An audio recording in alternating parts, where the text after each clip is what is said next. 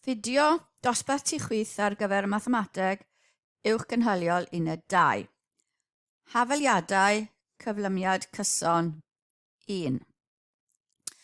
Tybiwch fod gronyn yn symud mewn llinell syth gyda chyflymiad cyson A, metr yr eiliad sgwar, fel ei fod yn dechrau ar bwynt 0 ar y linell ac yn symud gyda chyflymder I bedol metr yr eiliad. Ar amser T mae ganddo dadleoliad S o O ac yn symud gyda chyflymder V.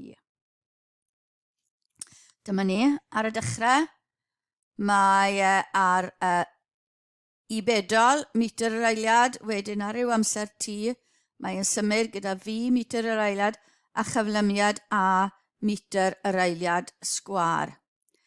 Fel confensiwn, rhwng saith gyda dwy ben yr saith I ddynodi cyflymiad a saith gyda un pen ar gyfer y cyflymderau.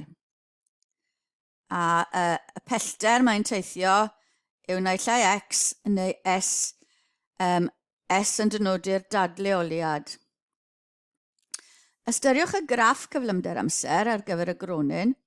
Gwyddwn fod cyflymiad neu graddiant y graff cyflymder amser yn gyson, gyda chyflymder cychwynnol y gronyn yn U, I bedol. Felly mae'r graff yn linell syth gyda'r graddiant A a'r V rhangdoriad yn I bedol. Felly mae'r graff yn mynd I edrych fel hyn. V yw'r uchelyn ni fel arfer galw'n Y ar amser ar hyd y gwylod. I bedol yw'r rhangdoriad ar uchelyn V. Mae'r cyflymiad yn A, mae fe'n gyson. Ar amser T, mae'r cyflymder yn V. Gan gofio, mae hafaliad graff llinell syth sydd y graddiant M a C fel rhangdoriad yw Y yn haflu mx plus C. Gallwn ddyfalu mae hafaliad graff cyflymder amser yw V yn haflu AT plus I bedol, sydd fel arfer wedi ysgrifennu fel V yn haflu U plus AT.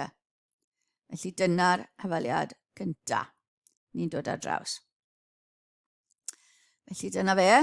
Dynodir dadleoliad y gronyn o O ar amser T gan X neu S. A gellir didwytho fformwla ar gyfer hyn o'r ffaith mae dadleoliad yw'r arwynebedd o dan y graff cyflymder amser. Felly, dyna'r dadleoliad sy'n naill yn S, neu ni'n gallu gael fe'n X, dibynnu ar beth yw'r hafaliad ni'n defnyddio.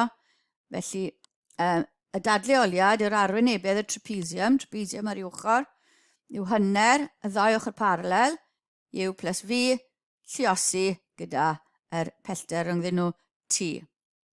Felly dyna'r ail hafariad mudiant ni'n dod ar draws. Dyna nhw. Defnyddio hafaliad 1 ac yn amnewid ar gyfer V yn 2, hafaliad 2, I rhoi, felly ni'n rhoi'r V yn lle'r V yna, ni'n cael S yn haflu 2 I bedol, hanner 2 I bedol, plus AT I gyd I lluosi dy T. Felly, lluosi hwnna mas, a ni'n cael I bedol T, S yn haflu UT, plus hanner A T wedi sgwario wedyn. Felly dyna'n trydydd hafaliad mudiant gyda chyflymiad cyson. Gallwn ail drefnu hafaliad 1 fel I bedol yn haflu V minus AT. Felly, am newid hyn I 2, mewn I 2 yn lle'r I bedol, a ni'n cael S yn haflu hanner V minus AT plus V lluosi dy T. Felly mae gyda ni S yn haflu VT minus hanner AT disgwyrio.